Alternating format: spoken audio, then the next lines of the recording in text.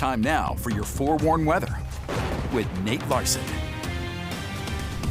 All right, welcome back, Nate. We have some dark skies out there. It was definitely super windy, but you probably got a number of alerts on your phones, right? We've had severe thunderstorm warnings. It's not been, when you think of severe thunderstorms, you think of heavy rains, lots of hail, maybe some lightning here and there. It's been the wind for the Wasatch Front, right? Primarily, and so that's what we're still seeing out there right now. Here's a few shots around some of the state. This is up in the northeast corner, Flaming Gorge. We've got some ominous skies. Not a great day to be out on the waters as we've had some really strong winds.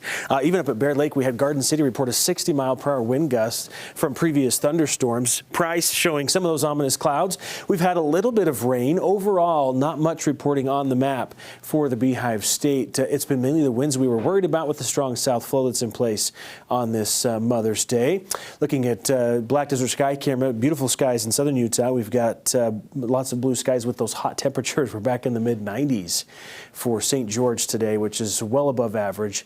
We're all trending a good 15 to almost 20 degrees above normal with the south flow in place.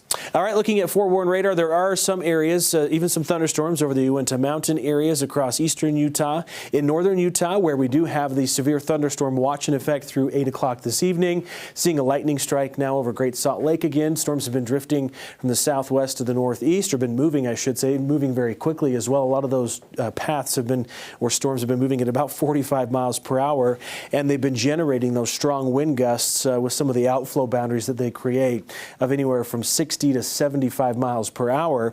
That's what's prompted those severe thunderstorm warnings. No severe thunderstorm warning with that batch of moisture currently moving through. That's moved through. There was one, but it expired, so it dropped below that threshold. So we could still see a little bit of wetting rains. It's very isolated in nature, though. Still not a washout of a day by any means, but the winds are certainly howling. 87's been our high in Salt Lake City, 85 in Provo. Mentioned the 95 in St. George, 88 in Lake Powell. The warm weather sticking around again into tomorrow, but it will start to change. The trough of low pressure that's generating the strong south flow.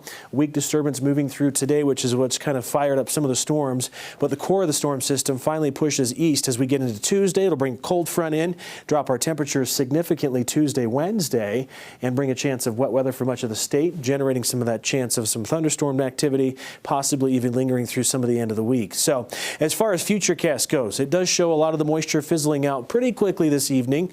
Should see a nice and fairly quiet day on Monday, minus some of the wind as the front kind of stalls over the northwest portion of the state. Finally, as that trough starts to move inland, we'll see some changes Monday evening into Tuesday. Plan on some wet weather potential with more thunderstorm activity. This is 7 o'clock on Tuesday morning. By the time we get to the late morning and afternoon, we'll see more of those storms pop, and it'll be more of a statewide system extending all the way in the southwest corner. St. George, not a huge threat of any showers. It might stay just far enough north of you. But plan on some big changes. We'll see some big temperature swings as we get towards the middle of the week. So for St. George, windy conditions on Monday, 90 for the high, dropping to 75 on Tuesday, mid-70s again on Wednesday. Winds hanging on Tuesday, Wednesday as well. Plan on Thursday, 82, a quick rebound in southern Utah to the mid-80s. More winds next weekend as the active weather could stick around, but again, not much of a threat for St. George. Unfortunately, we could use some wet weather. And then for the Wasatch Front, winds on your Monday, mostly sunny. Big drop in temperatures Tuesday, Wednesday with those scattered storms expected. So we're back in the mid-60s on Tuesday, upper 50s on Wednesday. A break Thursday, Friday for the most part. Could see a few high elevation or mountain storms.